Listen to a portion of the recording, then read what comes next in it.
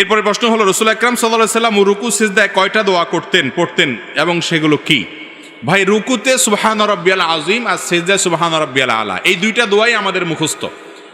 মজার বিষয় হলো, আমাদের নবী করিম সাল্লাল্লাহু আলাইহি ওয়াসাল্লাম রুকুতে শুধু এই দুইটা দোয়াই পড়তেন না, আরো একাধিক দোয়া তিনি পড়তেন। কি পড়তেন আমরা অনেকে জানি না, একটু শুনে রাখি, চেষ্টা হলে মুখস্থ করি, মাঝে মধ্যে চেঞ্জ করি। অনেকে নামাজের মধ্যে মনোযোগ না থাকার অভিযোগ করেন।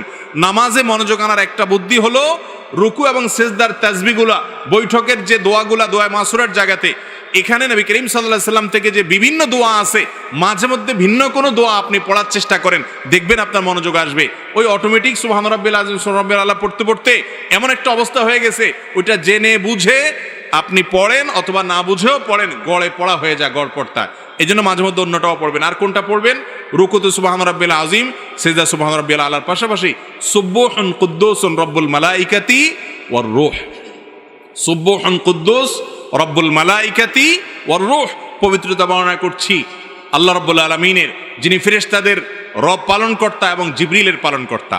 তো এইভাবে তাসবিহ পেশ করা, এটাও রুকু সিজদাতে সাবিত আছে।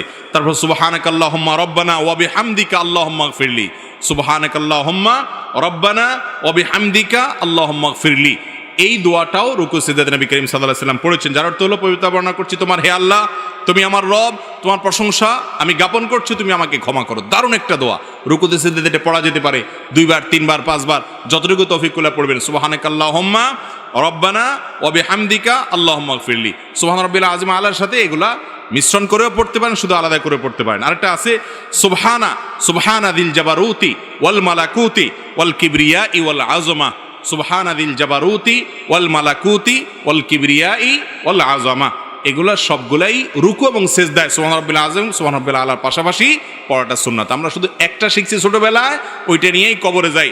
নবী করিম সাল্লাল্লাহু আলাইহি ওয়াসাল্লাম আরো কয়েকটা যা পড়তেন, সেগুলো আমাদের জীবনে শেখা, শোনা, পড়ার তৌফিক হয় না। চেষ্টা করবো তো ইনশাআল্লাহ। আল্লাহ আমাদেরকে আমলের তৌফিক দান করুন।